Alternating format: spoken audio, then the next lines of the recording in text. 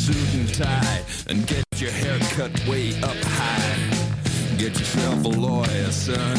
You're gonna need a real good one. David Whiting is down the line this morning, well-known Melbourne solicitor, offering you some free legal advice this Tuesday morning. David, hello. Hello, Virginia. Yeah, back at home. The transition, with last week, what we did was we prepared lists of who needed to take what. Mm-hmm. And Thursday afternoon, we all packed up and wandered off. There you go. And it's working like a breeze for you, is it? I work better at the office than I do at home. It's just the way it is, right? Okay, not a breeze then. We'll find another meteorological example. It's fine, but yeah, I'm more productive there than I am here. I tend to get distracted far more easily at home. Oh, same. I could never work at home. I'd just be watching Netflix all day and cleaning my shoes. It'd be hopeless. Did we have any homework from last week? We did. We had a fascinating gentleman, Peter from the Otways, who has a prescription for medicinal cannabis. Oh, yes. And he's clearly a mature gentleman because of what he remembered. Now, back in the old days when the .05 legislation came in, it was possible, if you were unable to take a breath test, to do a blood test. And then everybody got a sample. Well, I've got to tell you that in 1994, or perhaps even earlier, the rules changed, which makes Peter very mature. The situation is this: if you refuse a if you refuse a breath test, and which is different from being unable to do one, but if you refuse one, yes, then you are entitled to have a blood test taken by a medical practitioner or a health service approved of by the arresting police officer. And if you could find one at some obscure time of the night, yes, good luck to you. But it's at your cost, not at the police's cost. The police gets a copy, right, and it's not a defence for refusing to blow. Oh, it's not. Right? No, so where you could get to would be you could still go down for refusing to blow even if you were able to establish that your blood alcohol level was, or the cannabis level was well within a safe level. So, and I can tell you that failing to blow for a first offence is 2 years. Failing to blow for a second or subsequent offence is 2 years without a licence. And then there's a fine as well. All right. Okay. So bad luck for Peter. The next one was Anthony from Mornington, yes, who was very upset with the surf lifesaving people doing training inside a boating-free area. Yes. And I would refer Anthony to the Marine Safety Act of 2010, and in particular Part 8.1, which would allow the safety director to prescribe whatever the safety director wants to prescribe in relation to training. Safety director of what? There's a safety director appointed under the Marine Safety Act. Oh yeah, no, but he's having to deal with that club down there. So what does he say to the club? Well, he says to the club, can you give me a copy, or can you give me evidence that your training regime is prescribed under the Marine Safety Act? Proscribed. We've got an O in there. Yes. Prescribed. Oh, prescribed. No, prescribed, okay, not proscribed. Okay. If it was proscribed, you wouldn't be allowed to do it. That's right. If it was prescribed. No, you're quite right. Sorry. Yes, yep. You're right. Yes. Yep. Okay, so they need to have secured that authority. Yes, there will need to be. There will be a process in place under the Marine Safety Act for them to create a training regime and program, and for that to be approved. Okay. Well, let's deal with some problems today. 1300 222 774 is the number. Les gets to go first in Clayton today. Good morning, Les. What's happening? Oh, good morning, David. Good morning, Virginia. I have a small warehouse storage area where I keep, and my family keep, our cars, and we're hobbyists, and we keep our personal possessions as well. Now, a friend of mine asked if he could store a trailer load of his stuff while he was looking for accommodation. Mm-hmm. And what happened, the trailer load became a third of the storage space, and he pretty much took over bringing in other people's casts off and junk and stuff. And I've been trying to get rid of him for quite a while, telling him and doing all sorts of things. Now, does he have a key to this? He does have a key. I did give him a key. Uh-huh. A true friend, Les. Yes, definitely a true friend. Now, Is this guy is this guy a hoarder? Is it all just junk? He is a hoarder. He does have a hoarding problem. Oh dear. So I've found out. Now I can certainly take away the key or change the lock to the property, and he won't be able to get in. The problem then becomes, what do I do with all his junk? Do you know where he lives? Do you know where he is? He lives, because he had a problem. He got kicked out of the previous place. He lives in what they call them, a camper van, which is also on the property. Oh, where your storage. Look, your problem, Les, is that the Disposal of Unclaimed Goods Act doesn't really work for you. I know. Right? So that offers you no pleasure. My preference would be that you pack it up and deliver it to him. But that's on the same property where you are, is it? Yes, he did. That's right. Yes. Yeah. So can you get the person who owns the storage depot to get rid of him? No, I own the warehouse. It's on your property. It's on my property. It's a what do you call it? A group of 5 warehouses. Yep. And you own one. And you own one of them. Yes. Okay. Is he parked on common property or on your unit? On common property. Yes, it is common property. Then you're going to need to talk to the Owners Corporation about getting... I suppose my preference would be you get rid of him first and you then deliver the stock to where he is. Right. Is there any legal... Can I just write a letter and say this is a legal direction for you to take and you must take it, otherwise I'm going to go to VCAT or something like that? The problem is that VCAT won't be able to help you. Okay. To all intents and purposes, he's squatting on Owners Corporation property, not yours. Yours, that's right. And the problem is that you don't have a particularly good deal for the storage of his goods. That's right. Yes. And the Owners Corporation actually is not active, so that's the other problem.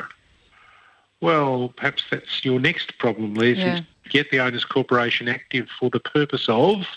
So if you were to hold a meeting of the members that enabled you to commence proceedings in the Owners Corporation's name, getting him off the Owners Corporation property. But I mean, clearly the friendship is going to end. Is that a problem for you, Les?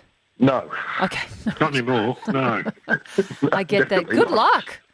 Yeah, good luck, Les. But I start with the owner, get the Owners Corporation. And if you were to give them an indemnity for the action you take in the name of the Owners Corporation, to have him removed is where I would start. Right. But there's nothing wrong if I just lock the place up and say go away. That's not illegal, is it? No. If you think about it in a landlord-tenant situation, if the landlord, and you don't have to worry about the landlord and tenant issue, but you have the right to take back possession of your property and you can't refuse him access to his goods for removing them. For removing them, yes. So you can come along and you say, I'm happy to make an appointment with you so you can come and take your goods. But I'm not going to let you put anything in. Okay, yes, good luck with that. Now, interestingly, Simon in Donvale has texted in, David, and I think it's an important point to amplify. This is a mental health issue, not a legal problem. The fellow needs help, and that's very true. I don't know necessarily, though, if Les in Clayton is in a position to provide that mental health, but I absolutely take your point. Jason in Geelong. Hi, Jason. What's happening? Hello, Virginia and David. David, I got legally separated financially from my wife a couple of years ago and used a lawyer. Yes. And he mucked up a fair bit of my paperwork that I don't believe we achieved the result we should have. So I was going to say, can I go to VCAT and under the goods and services provision ask for the lawyer to rectify the situation with my losses? You can't ask for the situation to be rectified because that would involve the rewriting of the agreement between you and your former partner. Okay. You might be able to have an action for damages against the lawyer in the preparation of the documentation. Okay. So you can't get it from your former partner, but you may have a claim. You can take... I would start with how much is your claim worth? Look, that was my next question. Do I specify the damages or do I let the VCAT member come up with a figure after they see all the information? The Legal Services Board runs and Legal Services Commissioner runs what amounts to a small claims that you would run before you went to VCAT. Which I've already done, and they come up with the proposal and they made it happen that he charged me twice as much as he should have, and they corrected that figure. But now I see that he's made so many errors. Okay, so you've got two arguments. First is the overcharging argument, and that's been addressed. Yes. And the second argument is that he didn't do the job properly and left you in a far worse position than you should have been in. Correct. Yeah, that's an action that you could take at VCAT under the fair trading legislation. So do I let the VCAT member come up with a remedy, or I need to write out what I think is the remedy and see if I get it or not? You need to be able to, I want this, and this is how I calculate it, and this is what I want. Excellent. Good luck. Thank you very much. Thanks. Jason. Hope that's helpful, Jason. Brian in Warrnambool, good morning. Good morning, David ahead. and Virginia. I'm just calling. I had a car accident on my way to work 5.5 years ago, and just didn't leave the road but hit 4 cows and stopped fairly quickly. And since then I've been diagnosed with brain injury and all the impairments and gone through the process. As a result of the accident hitting the cattle? Yes. Okay, yep. And since then it took nearly 5.5 years because of COVID to get through all the paperwork. My impairments were well over 50%, but yes, TAC knocked that down to 34%, which... Well, they came up with an assessment that was different to yours. Yes. Yes. So we signed off on that with the opportunity to challenge it as well, just to get some money in the kitty, because anyway, that's another story. It's still part of the same story. And then to go for damages, apparently we had to sue the farmer, who wasn't a farmer, and he actually, while we were going through that process, we found out he had no insurance, and then he died. Brian, you may have a claim against his estate. Apparently he's got no estate. All right, so then the answer will be what you've got is a claim against somebody with nothing. Pretty much, yeah. Yes, so if the person that you want to sue doesn't have assets or has insurance, I'm not worried that you're issuing proceedings against his estate, although there is a provision in the Trustee Act that says that if they had advertised for claims and you'd not brought your claim forward, you may have lost your claim. But what you're describing to me is someone who's got no assets and has got no insurance, and then there is no one there to pick it up. But the TAC claim won't cover your property loss. It's only your damage to you that will be covered. That's right. Yeah. So would it be worthwhile me challenging that impairment for the original higher amount, do you think? Well, no, I would be going back to the person who arranged you to get the assessment that was at 50% and have a talk to them about whether or not the percentage impairment allowed under the Act was right for you, or whether there's a possibility of a challenge. He thinks there's a possibility of a challenge. So well, he would be in a significantly better position to make that assessment than me. Yeah, well then go with the advice that you're getting there, Brian, and we really hope that's of any use. But always good to have a second ear over something like that. Good luck to you. Nick in Frankston, good morning. Hello, Nick. Hello. Go ahead, you're on the air. Good morning. Good morning. Fire Go away, ahead, Nick. Hi, guys. Thanks for the call, obviously. Virginia, I've got a tear in my car seat. The tear occurred when it was about 2 years old, and I'm just thinking that's a little bit sort of early for something like that to happen. I've had it assessed at the dealership, and the initial assessment came back and said, no, it's just normal wear and tear. It's now under a review of that decision. If it comes back saying wear and tear, what's the next? What if anything can I do as a next step? Did you buy a new car or a second-hand car, Nick? New car. then I would be looking very carefully at the warranty and see what's in and what's not in. Yep. And I would have thought that 2 years, but you know, do you have children standing on it? Is it what caused it to tear? Would be my next question. Torn at the actual seam, and the foam now is all disintegrating and erupting out. And yeah, that was just the concern. It's like, after 2 years, it does seem a bit excessive. I could go to a wreckers, and if I was lucky to find this car there, it would be, would you expect to see a tear in a seat after that amount of time? But yeah, I'll do that. I'll go through the warranty. Is there any other next step? Well, your argument is not that there was nothing wrong with the fabric, that it wasn't put together properly. Yes. So it's not a tear in the sense of the middle of the seat there's a rip in it. Yep. It's given way at the stitching point. Yep.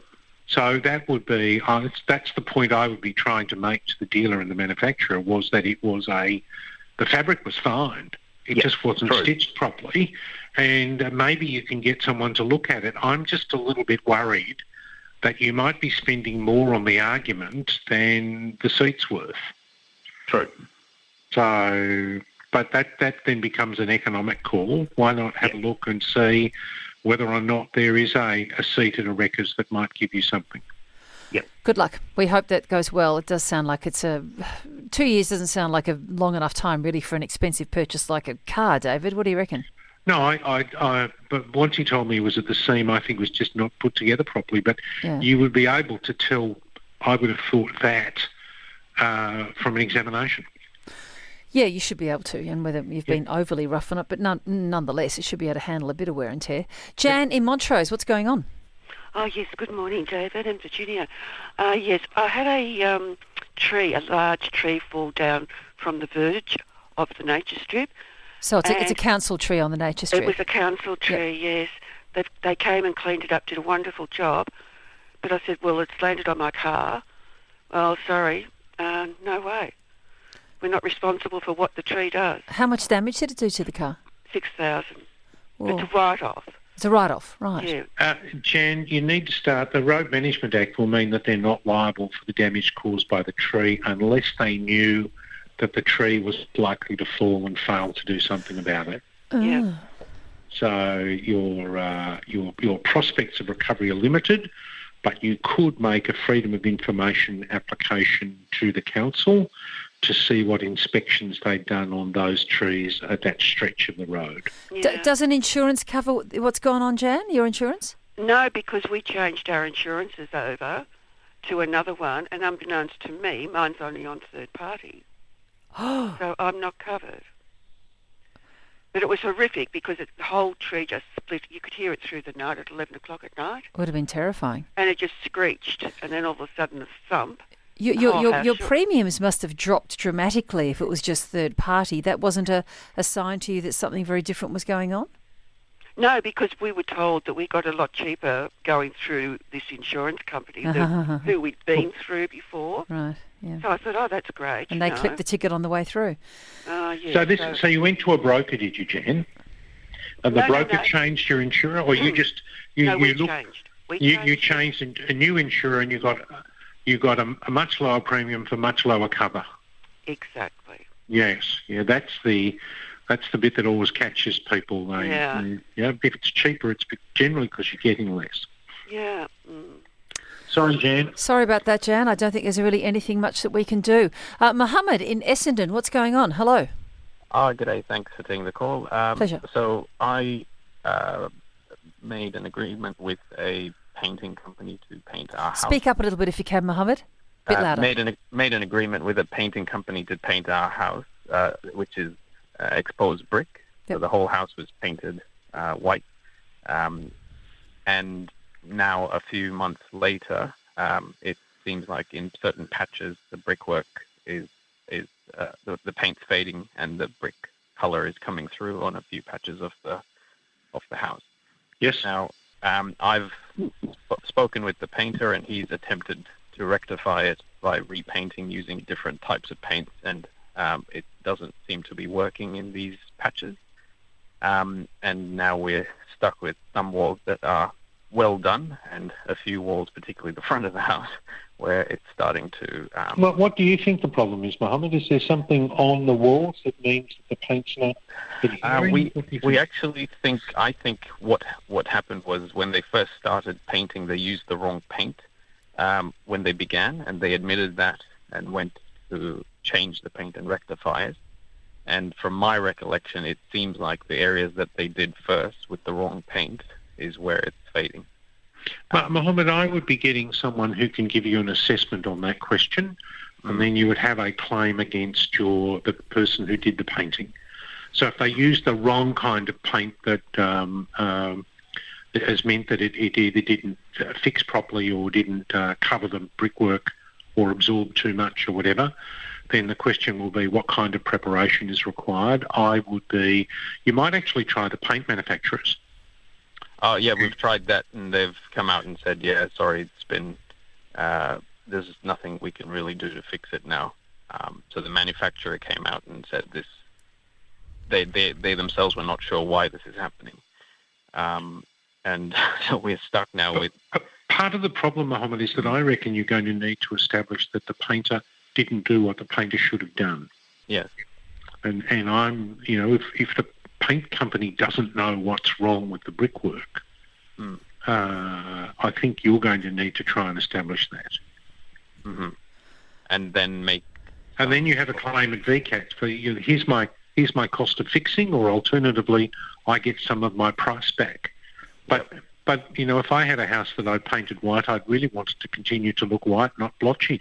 Yes, indeed. So I have very great sympathy for you. And also, given how much money it costs, good luck. We hope that's helpful. Tony in Blackburn, you'll be the last one today. Hi, Tony. Good morning, Virginia and David. We have a car that's been abandoned in visitor car parking in an apartment block. So the visitor car parking is underground and on private property. It's been there for 4 months, taking up a visitor car park. Yes. You don't think it belongs to somebody who... you don't think... Has it got plates on it and all those things? It's got plates. It's registered, yeah. But you don't think that anyone living in the units is using the car? Well, it hasn't been used for 4 months. It's just sat there and it's covered in dust. So there's no way of knowing whose car it is. I would start... You can make an application at Vic Roads. Yep. To find out the registered operator of the vehicle. Yep. And they will have an address for them. Yep. And you need to explain what you want it for. Yep. Are you able to move the car out into the street, which was John Fane's preferred way of dealing with these things? Well, that's my preferred option. I can get some skates and roll it out, yes.